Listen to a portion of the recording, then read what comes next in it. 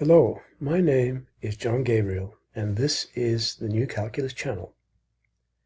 In this video, I'm going to be discussing the question, are there infinite decimal expansions? Well, let's see. So, no doubt you have seen those expansions there, 0.333, 0.14159, etc. And those expansions there are actually called infinite decimal expansions. Well, they're not really infinite, as we shall see in a moment, but these expansions began with a Dutch engineer whose name was Simon Steven, and everyone else who came after simply subscribed to the same wrong ideas. Why is 0.333 followed by an ellipsis just so much fraudulent hogwash? Well, for starters, the series is finite. That is, it is a partial sum, which is what you see in bold there. The partial sum is 0.3 plus 0.03 plus 0.003. So that's the partial sum, and it's followed by an ellipsis. So calling it infinite simply doesn't make it so, because it's not infinite. And it doesn't matter how many terms are in the partial sum, it is never infinite.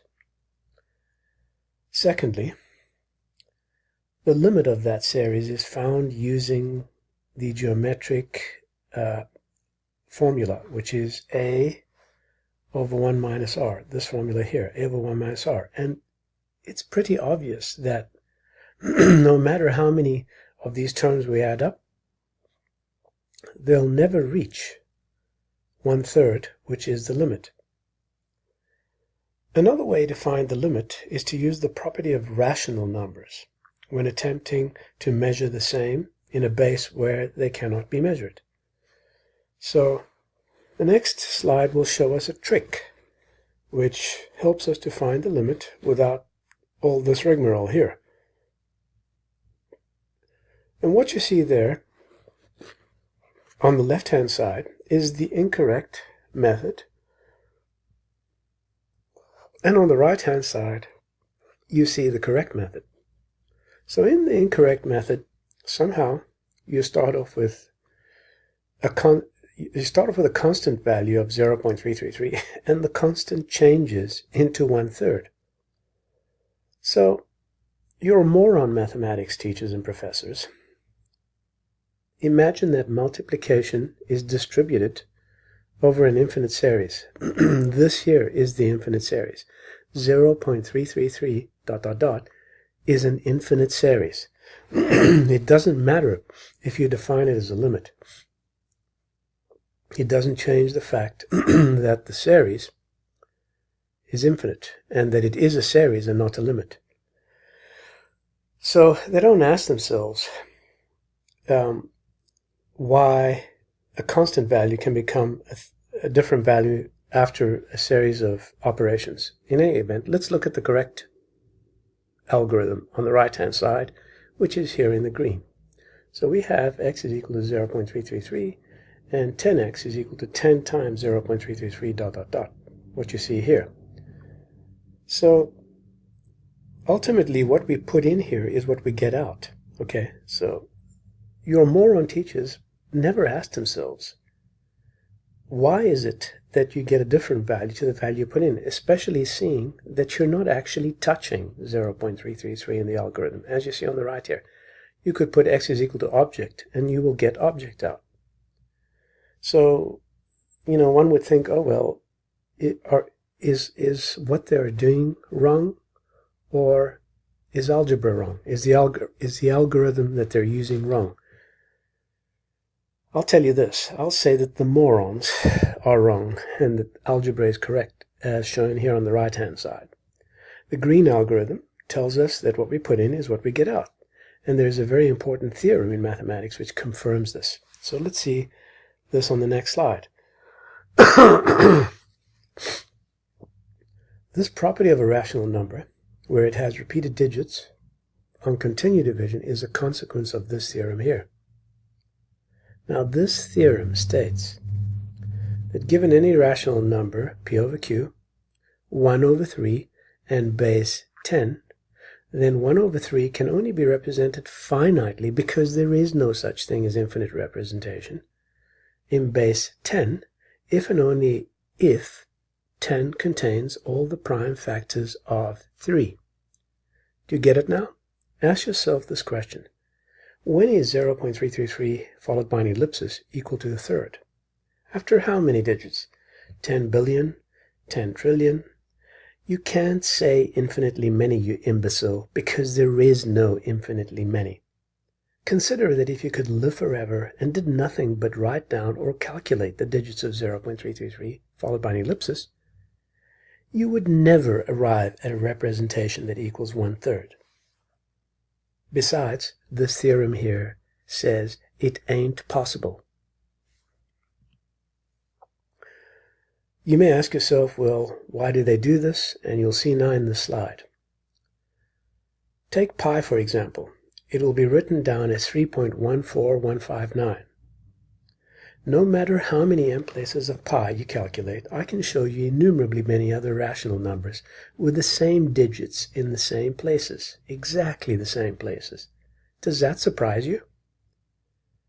Well, it shouldn't if you were able to think independently, but most of you unfortunately just parrot the nonsense that is fed to you by incompetent morons like yourself. So you think there is a limit to this series? Well, the series here represents pi, by the way. You're right, there is, but no one knows what it is, because it is not a number, and an incommensurable magnitude is not a number. Pi is the symbol for an incommensurable magnitude, not a number. So, there is no such thing as an irrational number, because a number is the measure of a magnitude. Did you get that? Not the approximate measure or a partial measure, but the complete measure.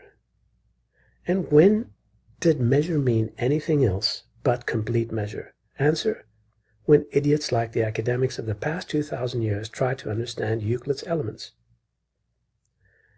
I encourage you to read my world-famous article on LinkedIn called How We Got Numbers. I was the first after Euclid to write down the perfect derivation of number. Infinite decimal expansions are a myth, and in fact, anything that involves infinity is a myth, or nonsense. Now, why do they have infinite decimal expansions? Simply this. The idiots in mainstream academia want to be able to represent all the indistinguishable points on the mythical real number line. However, if they were able to give those points names, as in infinite decimal expansion, which is a decree made by Euler through his S equal to lim S theorem, it's not really a theorem, it's nonsense, then think about this. If you could name every real number in such a way, then the set of real numbers becomes countable. Did you get that? Listen again. If every real number has a decimal expansion, an infinite decimal expansion, which is obviously rot, then the set of real numbers is countable. Why so? Well, consider this. By definition, a set is countable if all its members can be systematically named. Guess what? If you're able to, through S equals to lim S, systematically name every real number through an infinite decimal expansion, which has some limit, some imagined limit, it's really a rational number when you can find it, or just an incommensurable magnitude when you can't, then know this, that the set of real numbers would be countable, and Cantor, the father of all mathematical cranks would be rolling in his grave.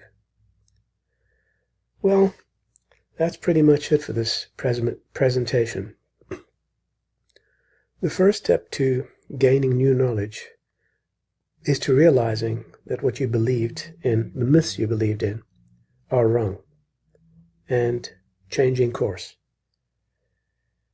You can't have S equals to lim S. It's an invalid definition. When I say invalid, I mean it's ill-formed. When I call it bad, I also mean that it's ill-formed.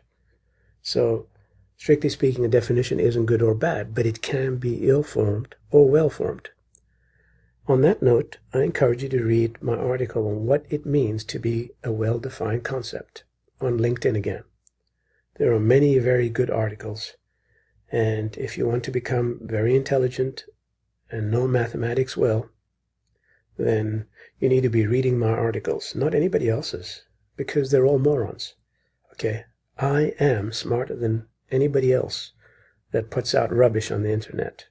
Okay? What I put out is the only sensible and logical articles and YouTube videos. Everybody else doesn't have a clue what they're doing.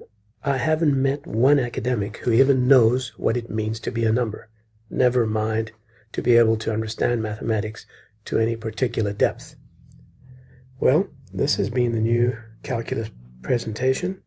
My name is John Gabriel, and I hope you'll join me again at some future time.